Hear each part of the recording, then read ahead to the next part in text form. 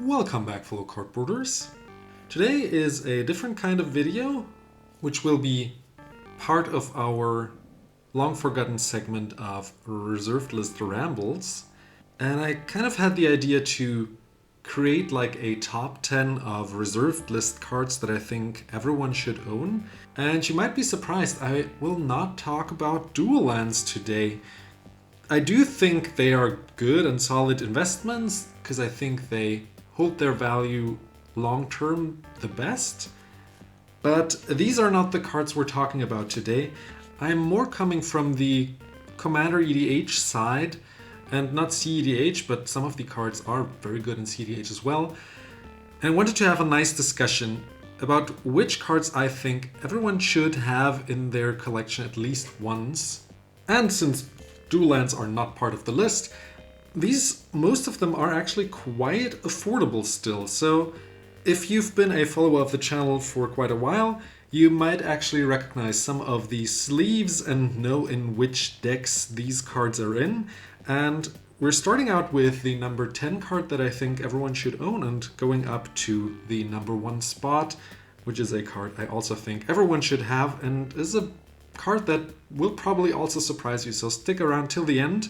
And we'll start out with the number 10 card. You can guess along what it is, and then I will give you also some arguments why I think, for example, Squander the Resources is a card that you might want to own. I'm playing this card in my Tymna and Tana deck, which has a twist, and I also showed off on the channel. Maybe you want to watch this video later. It actually flings lands to win the game, so it's quite unique, and it actually has this unique card that allows me to sacrifice lands to add another mana to my mana pool. So I tap out completely, like let's say 10-15 lands, and then I sacrifice them as well and get like 20-30 mana in total from sacrificing them. And then this deck actually wants to put them back into play with cards like Splendid Reclamation, for example. And then I can sacrifice them all over again to generate a whole bunch of mana, but not infinite, which is what I really like. So this card is around like $30 or like 20 euros, depending on condition and where you're gonna get it from. But depending on your deck strategy, if you're building like a heavy land strategy or a deck that wants to ramp ahead very explosively, this might be a card for you. And all of these cards have something unique. So I didn't want to have like dual lands or Mox Diamonds, which everyone plays if they have the reserved list cards, if they actually own them, or proxy them or play them digitally. But in this case, I also wanted to highlight some cards that I really find undervalued and maybe also overlooked.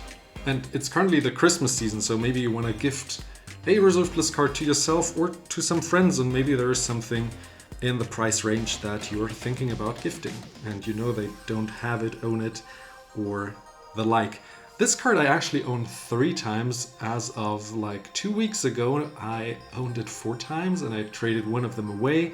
It's the Academy Rector. I have actually 2 in foil and one of them in gold border. So these 2 are actually legal and this one isn't, but also Commander is a casual game and people normally don't mind, and the gold border just looks really nice on the Academy Rector. Now for 4 mana you get a 1/2, if you don't know what it does. It's a cleric, and when it dies you can exile it to tutor up any enchantment from your library and put it into play. So this card can be very brutal. You can tutor up an Omniscience, for example, for free, just for having someone let your Academy Rector die. But you could also play it like I'm playing this in my Tymna Tana deck to get a fun enchantment out that you need to build up your combo and do weird stuff with.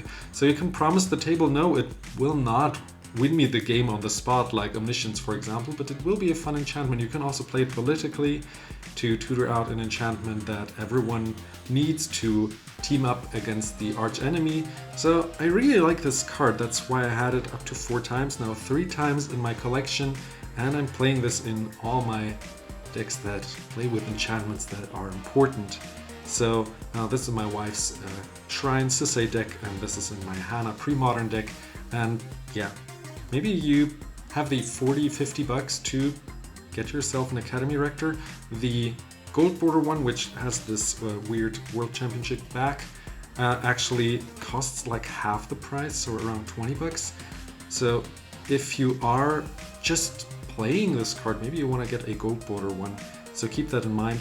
It doesn't have to be the special foil one, but if you are worried about people nagging you about it not being legal, or you want to play more competitive commander, maybe you want to get a black border normal one.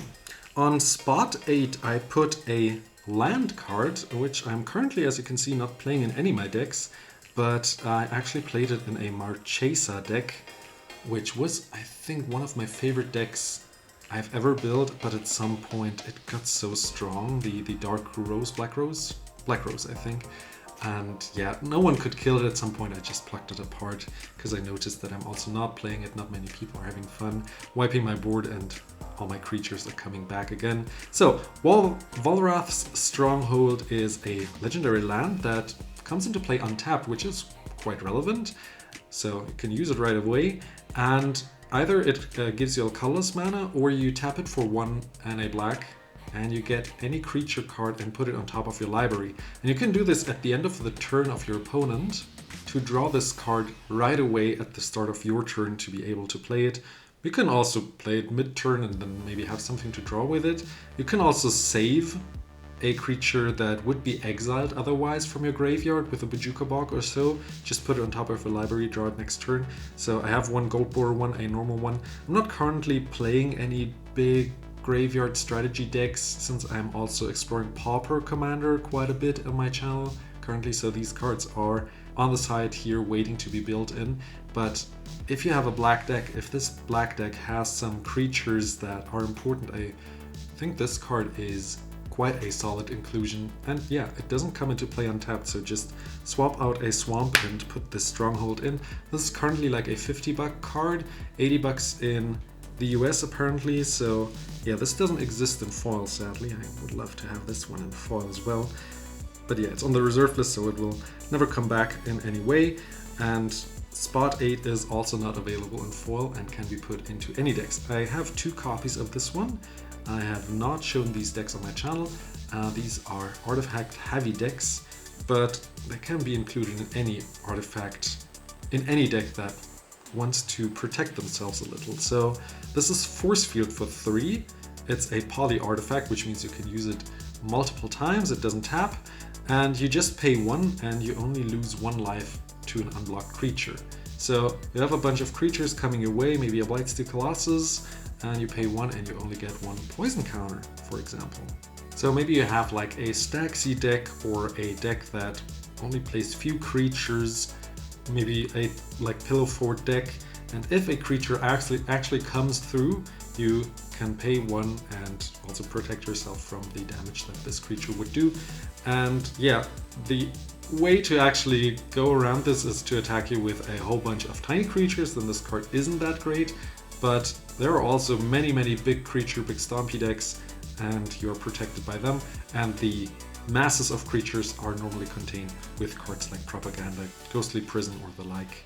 So this is on the more expensive side, if I recall correctly. Yeah, these are 2 gold border ones, so CEIE Collector Edition. Do I have an international here? Yeah, Collectors and International Edition. These have gold borders, so they are not legal in any competitive formats. The next cheapest version would be, well, the 30-year anniversary, which is also not legal, but then you have unlimited for around 300 to 500 bucks, depending on where you live and depending on their condition.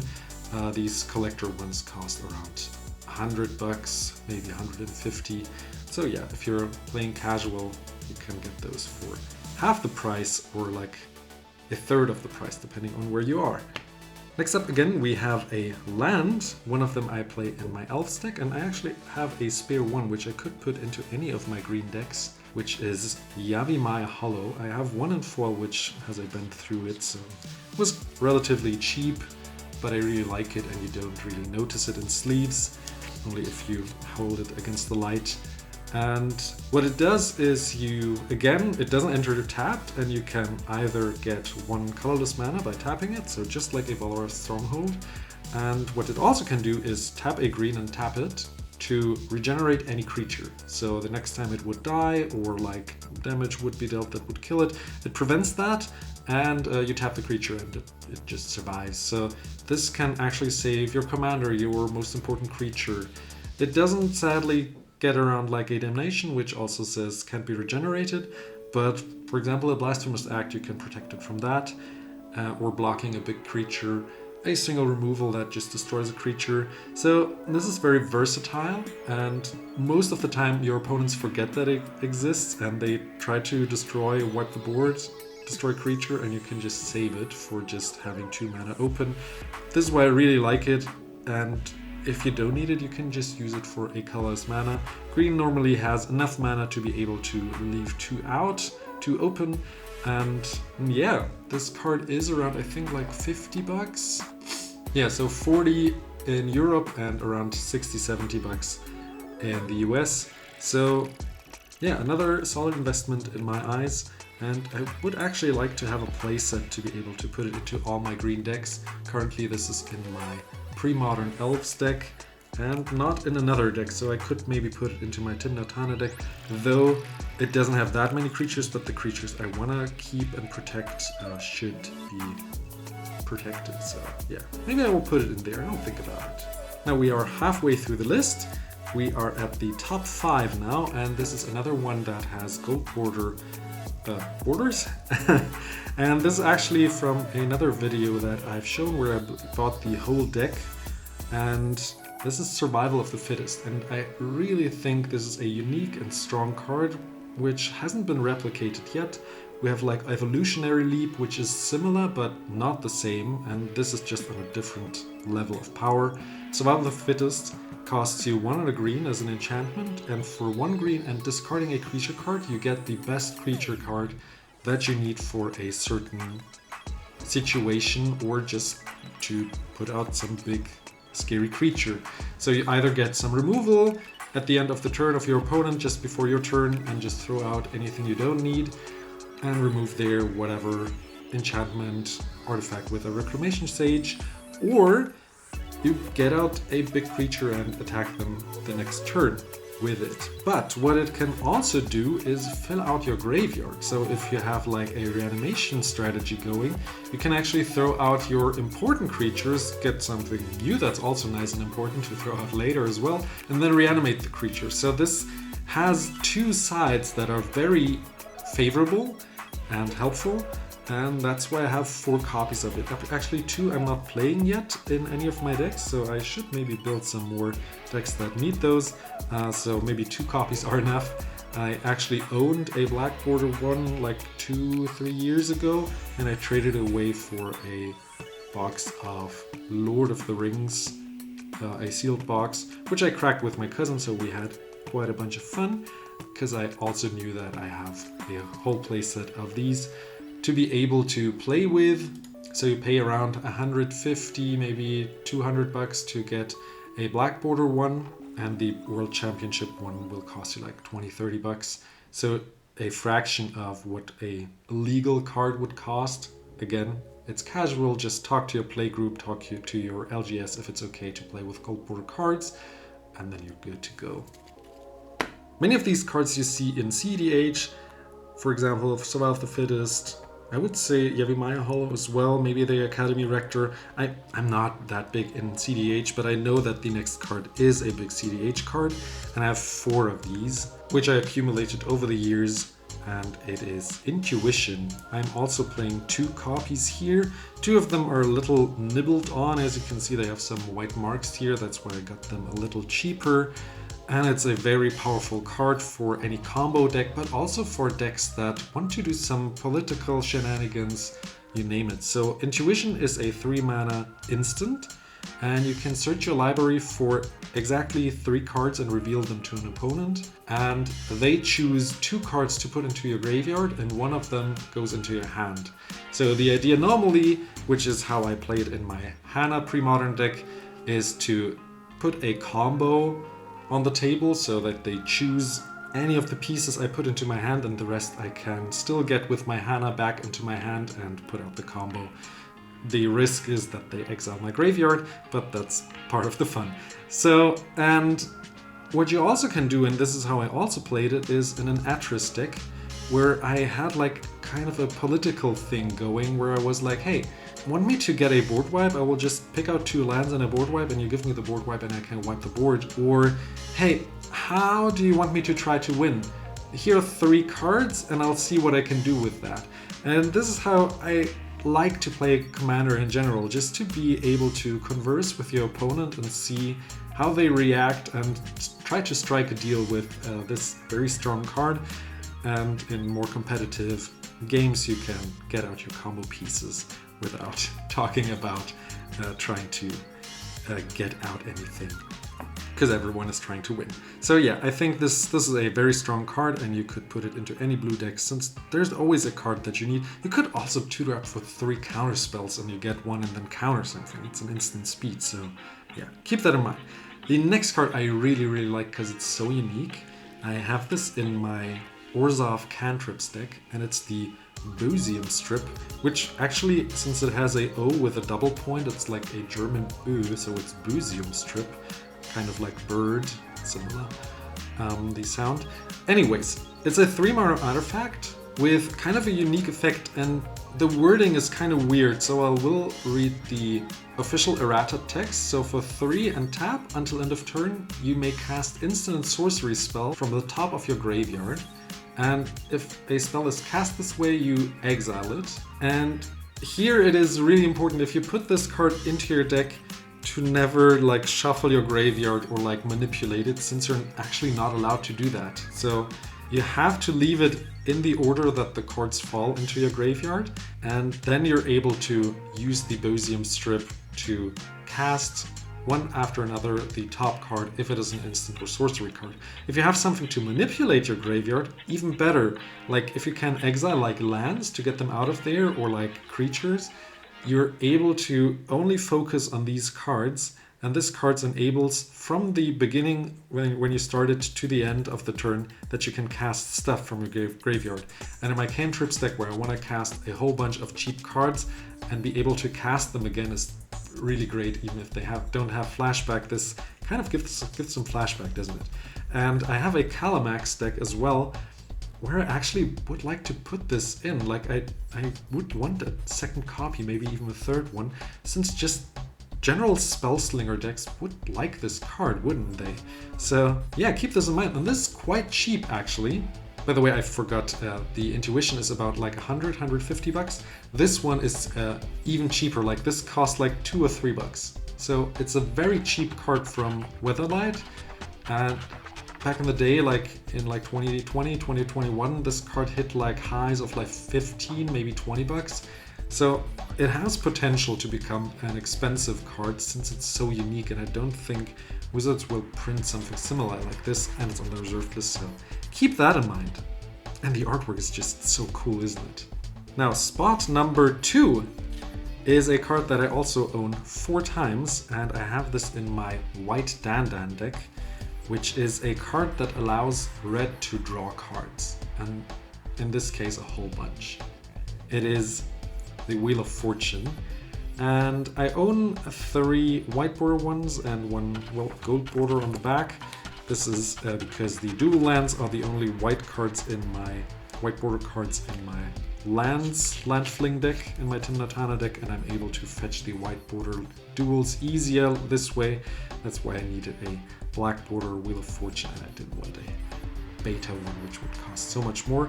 Anyways, what it does for 3 is everyone discards their hand and draws 7 cards. And to be able to do this in red is so powerful. In red, often you have like Impulse Draw now, but still like it's not like very powerful. You get like 1 or 2 extra cards maybe, depending on how much mana you spend and what the spell is. But in this case, you just pay 3 and the whole table gets a new hand. And you can play this also politically. You ask the table, hey, how about a new hand for everyone? And then you just go around the table and see how they like it. And then you play it like this. Or, well, you play it when you need it, and then you draw the 7 and the rest of the table has to see what they do with the 7. You can also pair it meanly with Narset. Obviously all the Windfall effects kind of go that way, but I don't have a deck like this. So these two are in my White Dandan deck, which I have a whole video on, and this is the one that was bitten in. I have a whole video on that, and this is in my Gruul control deck. Let me know if you're that far in the video, if you want me to show off the Gruul control deck on the channel, which I haven't yet, and yeah, it might be fun, we'll see. We shall see. Now, the number 1 spot, let me know if you guessed it, is a very unique card, which is still a relatively cheap card. By the way, 200 to 250 euros per piece of a Wheel of Fortune. And this is an artifact that costs like a tenth. It's Anvil of Bogarden. So these two again are in my White Dandan deck. If you knew this deck, you maybe knew what card was in there that was also on the reserved list. And this is such a cool card. Also, you make friends at the table when you put this out, and you get so much more from it. So for 2 mana, you and every player skip their discard step. So everyone has infinite hand size, so you get points for that, making friends already, and then everyone at the beginning of their draw phase draws an additional card and then discards 1 card. So everyone draws 2 cards and then discards a card. And that is so cool. Like, it's like kind of a Howling Mine, but you also put like stuff into your graveyard and your opponent's graveyard that you might want to reanimate later. So always keep that in mind when you have cards that discard cards, also Wheel of Fortune as well, but also Intuition, Survival of the Fittest, Anvil of Bogarden. You kind of see a theme here, don't you? You always have like a second side of the coin, kind of like you draw an extra card, but you discard it, and it doesn't have to be a downside. You can actually reanimate the card, do some other shenanigans with it. Bosium Strip, anyone? Like you discard an instant card and then you can play it. So this is so versatile, and your opponents have to see what they do with it. But what they always will do with it is draw 2 cards and pick out the best one. So you're also making friends again. So always when they are like kind of starting to treat you meanly at the table, remind them that you have this card out and that you like help them, and then maybe they're like, yeah, okay, fine, whatever, I'll pick on someone else, or you name it. Yeah. So yeah, let me know in the comments below what you thought of this top 10, which cards you own, which cards you don't. Also let me know if you would have a different top 10 of cards that you think everyone should own. Would the dual lands be on the list? Let me also know in the comments. So a lot of things that you can put in the comments down below. Help this channel reach the 800 subscriber mark. We're almost there. Maybe we can do it by the end of the year. I'm positive that we can get it, but only with your help. As I said, it's December currently, so enjoy your holiday season, and I'll see you in the next video. Bye bye.